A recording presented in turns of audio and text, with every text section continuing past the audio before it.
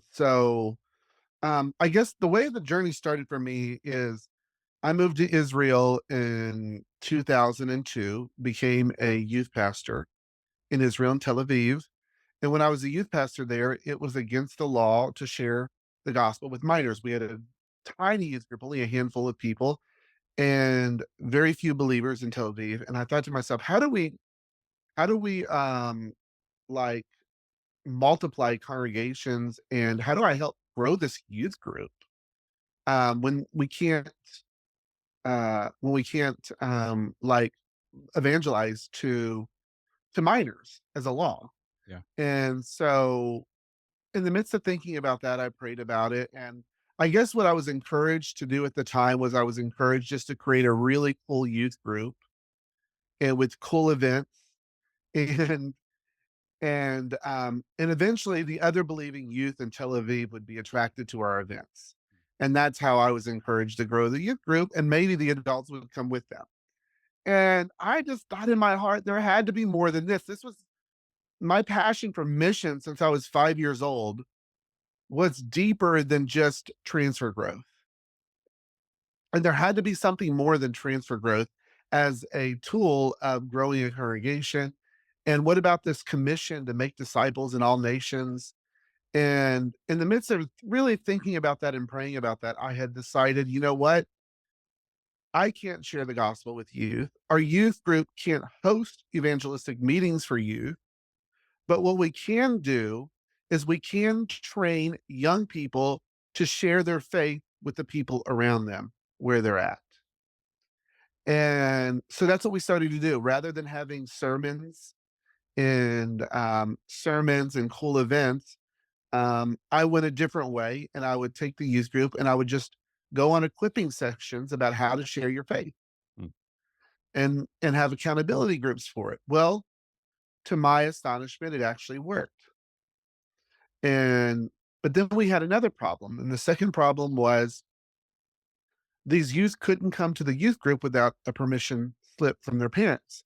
Mm. And I never met these youth. These youth that were coming to faith through the youth in our basically, in the neighborhoods where they lived and not anywhere near where I lived. And so I never met them. I can't meet them. And so I prayed about it. I thought, well, we probably should train the youth to disciple the youth where they're at. And they don't have to come to the congregation. And that's what we started to do. And then the Holy Spirit began to birth when it started to work. It actually worked very well. And there was Mm. youth all over having home meetings in their neighborhoods, and some of them lived in boarding schools, and they had home groups in their boarding schools, and I never got to meet the youth that they were meeting with, Mm. but they were learning the discipleship lessons we were teaching our youth, and this really birthed, a passion in my heart. What if we trained the whole congregation to do this? And so I went to my leaders, and they didn't really understand me, and that's okay, they were great leaders. But I went to them and I said, "Hey, what if we would train the whole congregation to do this? And everybody could have their own congregation where they live, and we can train them to make disciples." And eventually, after I had helped establish another youth leader take my place and do the same thing I was doing, which was another lesson about how to raise up leaders and how to multiply yourself to be a leader that's doing the same thing you're doing. And it led me on a journey. I discovered what church planting movements was.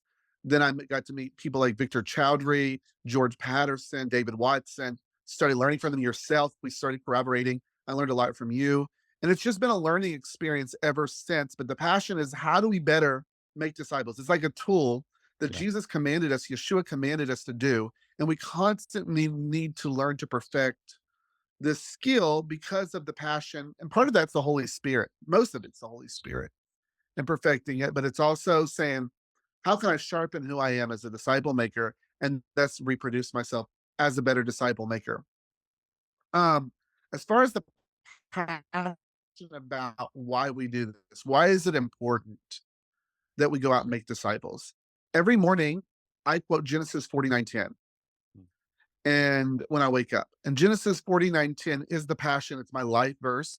It's the reason why I make disciples. It's the reason I teach everyone who makes disciples that I've ever been able to train and had contact with, I've taught them this verse. And it's, the scepter will not depart from Judah, nor the ruler staff between his feet until Shiloh comes. And he is worthy of the obedience of every nation. He is worthy of the obedience of every nation. And the heart behind that is that there's this, it's a prophecy that Jacob is giving to his 10 children and 2 grandchildren. And he gets to Judah and he says to Judah, basically, your children will be the dynasty of kings in Israel. It's out of your seed that will come the dynasty. You will rule over your brothers. But there's one who's coming out of your dynasty who will not only rule your brothers, but he will be worthy of the obedience, not only of Israel, but of every nation of the world. Mm. And so the question of disciple making is not, are we leading people to faith? Are people coming to belief in Jesus? But are we preparing people for the return of King Yeshua to sit on the throne of David and them give him their allegiance and obedience? Because that's what he's worthy of. Mm. And that's what the Great Commission calls us to. And that's what making disciples is about. It's not about bringing people to belief in a philosophy, but bringing people into loving submission to a coming king.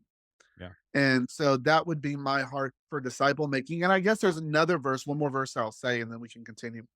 But the other verse that I really meditate on a lot lately is the verse when it says, "How blessed are those who, of the feet of those who bring good news, who bring good news, who declare peace, who say to Zion, your God reigns." Mm. And I used to think about that verse, and Romans 10 quotes that verse from Isaiah, and I think it's 54. But Romans 10 quotes that verse, and basically, when it's quoting that verse, um, it's using it as how can they hear unless there's an evangelist. So it's usually used as an evangelistic verse, but when you dig deeper into that verse, it's an eschatological chapter Mm. in Isaiah, talking about the return of the Lord. And the good news is not preached to the entire world there. It's actually preached to Zion. Zion is the receiver of the good news. And it's Zion, it's the Jewish people that are looking and seeing the feet of those bringing good news on the heels. They're coming on the heels of Zion to Jerusalem at the return of the king. This is the context of the return of the king to sit on the throne of David when he's ruling and reigning in power and authority. The picture that you're receiving there is that you have all these delegates and ambassadors from every nation of the world coming to submit their allegiance to King Jesus. Mm.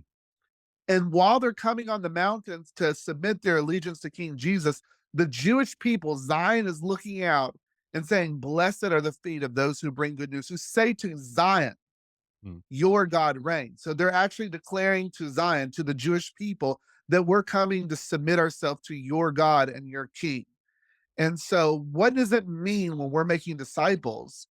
To get to the point that at the return of Jesus, the nations come and submit their allegiance to him. That's much more than an evangelistic altar call or church as we know it. That requires us discipling the nations to give their allegiance to a coming king. And that's what it's going to look like. And that's what Yeshua is worthy of.